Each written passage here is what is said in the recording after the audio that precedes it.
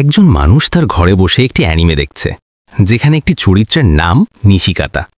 পর্বটির মাঝামাঝি সময় তার ফোন বেজে ওঠে। সে ফোনটা ধরতেই তার মুখের ভাব পাল্টে যায়। লজ্জায় তার মুখ লাল হয়ে ওঠে। ফোনটি এসেছে তার পুরনো বন্ধু তাকাগির কাছ থেকে, যে এখন ফ্রান্সে থাকে। তাকাগি তাকে জানায় যে সে তার পড়াশোনা শেষ করেছে এবং এখন তার স্বপ্নের গন্তব্যে যাবার পরিকল্পনা করছে। নিশিকাতা তাকে অভিনন্দন জানায় এবং শুভকামনা জানায়, কিন্তু কলটি শেষ হওয়ার পর সে চুপচাপ তাকিয়ে থাকে তাদের মাধ্যমিক স্কুল জীবনের 10 বছর আগের একটি পুরনো ছবির দিকে। সে হালকা হেসে ফেলে।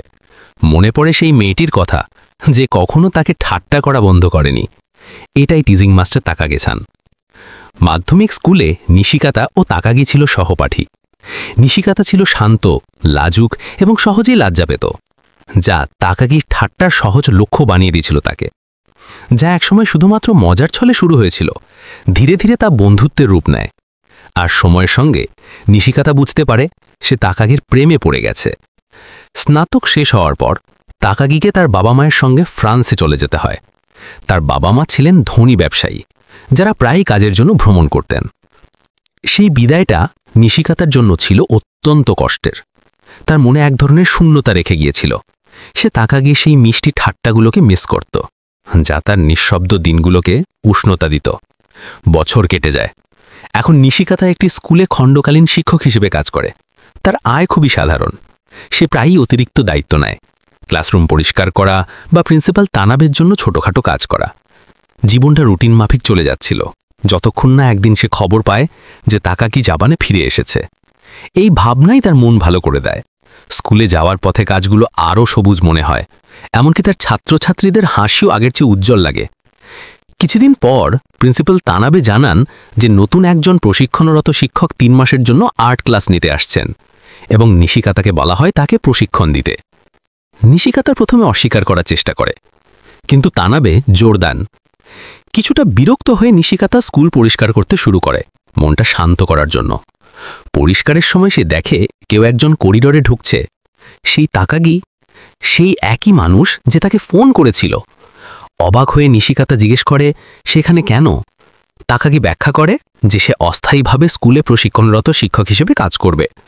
তখনই নিশিকাতার মনে হয় তানাবে যেই নতুন শিক্ষকটির কথা বলেছিলেন সেই আসলে তাকাগি। তার হতভম্ব মুখ দেখে তাকাকে মুচকি হাসে এবং ধীরে ধীরে তার দিকে হাঁটতে শুরু করে। প্রতিটি পদক্ষেপে নিশিকাতার হৃদয় স্পন্দন বেড়ে যায়। সেদিন বিকেলে স্কুল শেষ হওয়ার পর তাকাগি নিশিকাতাকে আমন্ত্রণ জানায় এমন একটি জায়গায় যেতে, যেখানে তারা একসময় একসাথে যেত। সেখানে দাঁড়িয়ে তাকাগি লক্ষ্য করে বছরের পর বছরেও খুব বেশি কিছু বদলায়নি। নিশিকাতাও নয়।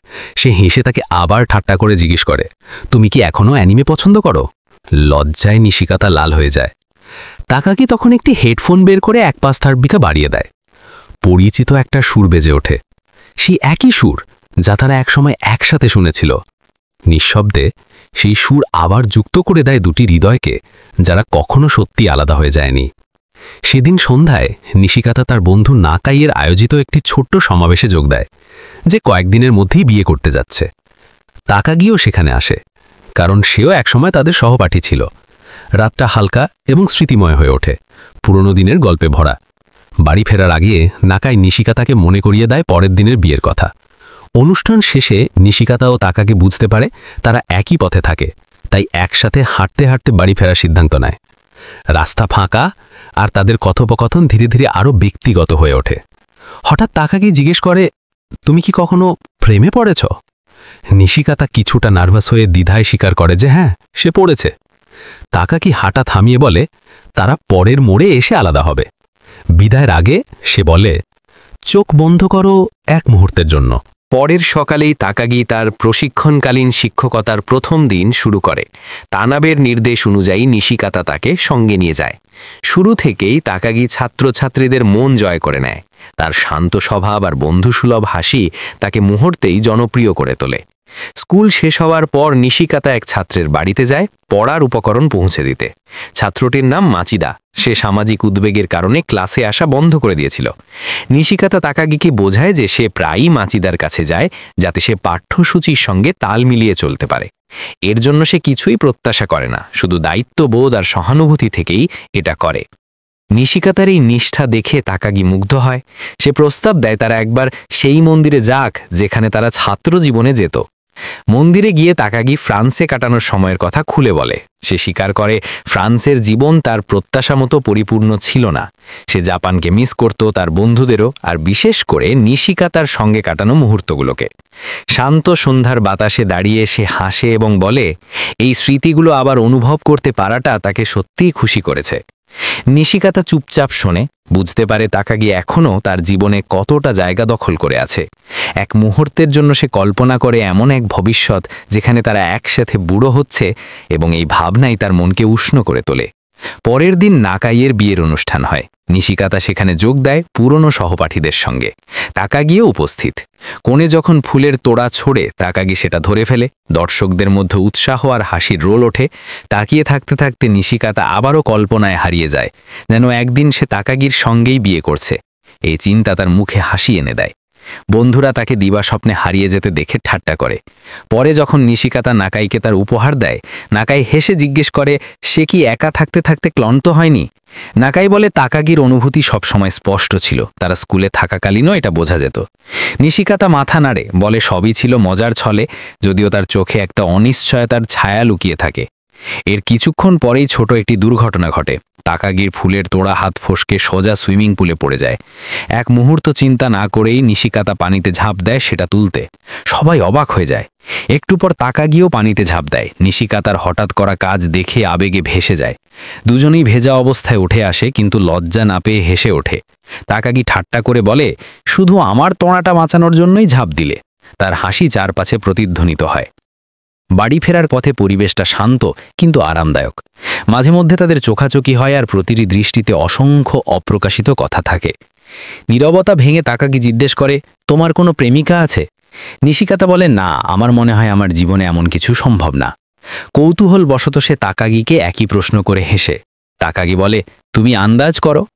নিশিকাতা ভাবে নিশ্চয়ই তাকাগির অনেক প্রণয়ী ছিল এই বছরগুলোতে, কিন্তু তাকাগি অবাক করে বলে গত 10 বছরে সে কাউকেই ভালোবাসেনি। লজ্জায় লাল হয়ে নিশিকাতা সাহস সঞ্চার করে তাকাগিকে আতশবাজির উৎসবে একসাথে যাওয়ার প্রস্তাব দেয়। সে বলে এটা হয়তো সাধারণ একটি ইভেন্ট, কিন্তু আমি সবসময় চেয়েছিলাম তোমার সঙ্গে আতশবাজি দেখতে। তাকাগি হাসে, কোমল আর আন্তরিকভাবে সম্মতি জানায়। তারা পাশাপাশি হাঁটতে থাকে, দুজনেই মনে মনে এক ধরনের শান্ত সুখ অনুভব করে। কয়েকদিন পর তাকাগি মাচিদার সঙ্গে দেখা করে ঘাটে। ছেলেটি একা বসে শান্ত দৃশ্যের ছবি আঁকছিল। নিশিকাতার কথা মনে করে তাকাগি ধীরে ধীরে কাছে গিয়ে শুভেচ্ছা জানায়। প্রথমে মাচিদা লাজুক আর চুপচাপ থাকে, কিন্তু নিশিকাতার নাম শুনতেই তার মুখ উজ্জ্বল হয়ে ওঠে। সে বলে নিশিকাতা কত না দয়ালু আর ধৈর্যশীল, কখনো তাকে ছেড়ে যায়নি যত কঠিনই সময় হোক। সে মনে করে একদিন নিশিকাতা বলেছিল স্কুলই জীবনে সফলতার একমাত্র জায়গা নয়, যদি আঁকাআঁকি তোমাকে খুশি করে তাহলে সেটা চালিয়ে যাও। এই কথাগুলোই তাকে আজও আঁকতে অনুপ্রাণিত করে। সেই সপ্তাহের শেষ দিকে স্কুলে তাকাগি দূর থেকে এক পরিচিত মুখ দেখে, সেই মেয়েটি যাকে সে ঘাটে দেখেছিল। মেয়েটির নাম ওজেকি। সে নিশিকাতার কাছে এসে ব্যক্তিগতভাবে কথা বলতে চায়। ভারী কণ্ঠে ওজেকি স্বীকার করে যে সেই ছিল মাচিদার স্কুল না আসার কারণ। কিছুদিন আগে মাচিদাকে সে ভালোবাসার কথা জানিয়েছিল, কিন্তু সেই দিনটার পর থেকে মাচিদার স্কুলে আসেনি। যখন সে মাচিদার বাড়িতে গিয়েছিল, মাচিদা তার সঙ্গে দেখা করতে অস্বীকার করেছিল। তখন থেকে ওজেকি নিজেকে দোষ দিচ্ছিল, ভেবে যে সেই তাকে দূরে ঠেলে দিয়েছে। সব শুনে নিশিকাতা তাকে পরামর্শ দেয় নিজেকে দোষ দেওয়া বন্ধ করো। জীবনের সবকিছু এত সহজে বোঝা যায় না, হয়তো অন্য কোনো কারণ ছিল মাচিদার দূরে যাবার। যদি সত্যিই তোমার অপরাধ বোধ থাকে তাহলে সবচেয়ে ভালো উপায় হলো তার সামনে গিয়ে খোলাখুলি বলা তোমার মনের কথা। অন্যদিকে তাকাগি মাচিদাকে নিয়ে স্কুলের কাছে পাহাড়ের উপর একটা ছোট্ট মন্দিরে যায়। সে জিজ্ঞেস করে তুমি আগে কখনো এখানে এসেছো? মাচিদা মাথা নাড়ে, বলে এসেছিলাম, যদিও তখন আমার ইচ্ছায় নয়। ছবি আঁকতে আঁকতে মাচিদা ধীরে ধীরে খুলে বলে সে স্কুল ছাড়েনি অর্থের অভাবে, বরং ওজেকির মুখোমুখি হবার ভয়ে। ওজেকির ভালোবাসার কথা তাকে অবাক করে দিয়েছিল। সে মনে করেছিল সে ভালোবাসার যোগ্য নয়। তাকাগে চুপচাপ শোনে, তারপর বলে ভালোবাসা পাওয়া কোনো বোঝা নয়, এটা এক গিফট। সেই অনুভূতি এড়িয়ে চললে শুধু আফসোসই বাড়ে। তাকাগির কথায় অনুপ্রাণিত হয়ে মাচিদা ধন্যবাদ জানায় এবং স্কুলে ফেরার সিদ্ধান্ত নেয়। তার মনে হয় আসলে সে ওজেকির ভালোবাসাকে কখনো বোঝা মনে করেনি, বরং সেও সবসময় ওজেকিকে পছন্দ করত। পরের দিন মাচিদা দৃঢ় মনোভাব নিয়ে স্কুলে ফিরে আসে। সে ওজেকির সঙ্গে কয়ার দলে যোগ দেয় এবং নিয়মিত ক্লাসে উপস্থিত হতে শুরু করে। বিরতির সময় সে ওজেকির সঙ্গে একান্তে কথা বলতে চায়। নার্ভাস হলেও সে মনোযোগ দিয়ে শোনে। যখন ওজেকি ক্ষমা চায়, বলে যে তার ভালোবাসার স্বীকারোক্তি মাচিদাকে অস্বস্তিতে ফেলে দিয়েছিল। মাচিদা তৎক্ষণাৎ তা অস্বীকার করে। সে বলে, তোমার কথায় আমি বোঝা পাইনি, শুধু বুঝতে পারিনি কিভাবে উত্তর দেব। সে দুঃখ প্রকাশ করে নিজের অনুভূতি থেকে পালিয়ে যাবার জন্য এবং শেষমেশ বলে, আমিও তোমাকে পছন্দ করি। দূর থেকে এটা দেখে নিশিকাতার মনে নীরব শ্রদ্ধা জাগে। তাদের সাহস দেখে সে নিজের দ্বিধার কথা ভাবতে শুরু করে। পরে সে তানাবের কাছে গিয়ে জিজ্ঞেস করে, যদি কেউ কাউকে ভালোবাসে তাহলে কি বলা উচিত? তানাবে সুজা উত্তর দেয়, অবশ্যই উচিত। অনুভূতি লুকিয়ে রাখলে শুধু অনুতাপই বাড়ে। কখনো কখনো সুযোগটা চিরতরে হারিয়ে যায় যদি ভয় জয়ী হয়। এই কথা শুনে নিশিকাতা বুঝতে পারে ভালোবাসা এমন কিছু নয় যা লুকিয়ে রাখা যায়, এটা এমন কিছু যা ঝুঁকি নিলেও প্রকাশ করা মূল্যবান। সেই রাতে নিশিকাতা তাকাগির অপেক্ষায় থাকে আতশবাজি উৎসবের প্রবেশদ্বারে। তার হৃৎস্পন্দন বেড়ে যায়, যেন জীবনের প্রথম সত্যিকারের ডেট। কিছুক্ষণ পর তাকাগি আসে, পরনে সরল কিন্তু মার্জিত কিমোনো, মুখে কোমল হাসি। তারা একসাথে উৎসবে প্রবেশ করে, আলো আর সুরের ভেতর দিয়ে হাঁটতে থাকে, যেন সময় কখনো বয়ে যায়নি। আতশবাজি শুরু হলে নিশিকাতা আকাশের দিকে তাকিয়ে শান্তভাবে বলে, কি সুন্দর। তারপর তাকাগির দিকে চেয়ে যোগ করে, কিন্তু এর থেকেও সুন্দর কিছু আছে, তোমার হাসি। সে তাকাগিকে ধন্যবাদ জানায় অতীতের সব ঠাট্টার জন্য। বলে যে সেই সময়গুলোই তার নিঃশব্দ জীবনকে জীবন্ত করে তুলেছিল। তুমি না থাকলে হয়তো আমি কখনো নিজেকে প্রকাশ করতে শিখতাম না। সে বলে, পরশুদিন তোমার স্কুলে শেষ দিন, আমি তোমার ভবিষ্যতের জন্য শুভকামনা জানাই। তাকাগি নরমভাবে হাসে, তার চোখে উষ্ণতা আর গভীর মমতা। পরের দিন তাকাগি ছাত্রছাত্রীদেরও তানাবেকে বিদায় জানায়। পরিবেশটা মিষ্টি অর্থবিষণ্ণ। এটা দেখে নাকাই নিশিকাতাকে বকাঝোকা করে, বলে, তুমি যদি এখনো চুপ করে থাকো সারা জীবন আফসোস করবে। তাকাগি যখন বিদায়ের প্রস্তুতি নিচ্ছে তখন মাচিদা তাকে ডেকে বলে, আমার জীবন অনেক বদলে গেছে যেদিন আমি ওজেকিকে আমার অনুভূতি বলেছি। আপনি আর নিশিকাতা স্যারের এত ঘনিষ্ঠতা দেখে আমার মনে হয় আপনাদেরও একসাথে থাকা উচিত। এই কথা শুনে তাকাগি অবশেষে তার বহুদিনের গোপন সত্যটা স্বীকার করে। সে অনেক দিন ধরে নিশিকাতাকে ভালোবাসে। 10 বছর ধরে সে এই অনুভূতি লুকিয়ে রেখেছিল। সে বলে, আসলে আমি স্কুলে থাকতেই কয়েকবার তোমাকে ভালোবাসার কথা বলেছিলাম, কিন্তু তুমি কখনো বুঝতে পারোনি। মাচিদ বলে, সম্ভবত তোমার ইঙ্গিতগুলো তখন অনেক সূক্ষ্ম ছিল। সে তাকাগিকে উৎসাহ দেয় যেন এবার সে নিজের অনুভূতিগুলো স্পষ্টভাবে প্রকাশ করে, যাতে নিশিকাতা সত্যিই তা বুঝতে পারে। মাচিদার কথায় সাহস পেয়ে তাকাগি নিশিকাতাকে খুঁজতে যায় তার শ্রেণীকক্ষে। ভেতরে পা রাখতেই তার মনে ফিরে আসে মাধ্যমিক স্কুলের সেই স্মৃতিগুলো। 10 বছর আগেও তারা ঠিক এই জায়গাতেই দাঁড়িয়েছিল, নীল আকাশের নিচে হেসেছিল, যেন পুরো পৃথিবী থেমে গিয়েছিল তাদের জন্য। সে বুঝতে পারে নিশিকাতার হাসি সবসময় তার কাছে কতটা মূল্যবান ছিল। নীরবতা ভেঙে নিশিকাতা জিজ্ঞাসা করে, তোমার কি কিছু বলার আছে? তাকাগি দ্বিধায় পড়ে যায়। তখন নিশিকাতা কথা চালিয়ে যায়। সে স্বীকার করে যে তাকাগির উপস্থিতি বহু বছর ধরে তার হৃদয়ের শূন্যতা পূর্ণ করেছে। যেসব ঠাট্টা একসময় তাকে বিরক্ত করত, সেগুলোই এখন তার সবচেয়ে প্রিয় স্মৃতি হয়ে উঠেছে। তাকাগি চলে যাওয়ার পর সে সেই শূন্যতা পূরণ করতে চেয়েছিল, কিন্তু কিছুই কাজ করেনি। শেষ পর্যন্ত সে বুঝেছে তার জীবনের পরিপূর্ণতার কারণ সবসময় তাকাগিই ছিল। নিশিকাতা অবশেষে নিঃশব্দ সাহস নিয়ে নিজের মনের কথা জানায়। সে বলে, গত 10 বছর ধরে আমি তোমাকে ভালোবাসি। তার কণ্ঠ কেঁপে ওঠে, কিন্তু কথাগুলো পরিষ্কার। তাকাগি কিছুক্ষণ চুপ থাকে, তারপর ধীরে তার হাত বাড়িয়ে দেয় নিশিকাতার দিকে। সে বলে, ভালোবাসা অনেক সময় জটিল মনে হয়, কিন্তু সেই বিভ্রান্তি কেবল তখনই আসে যখন মানুষ ভয় পায় সত্যিটা মেনে নিতে।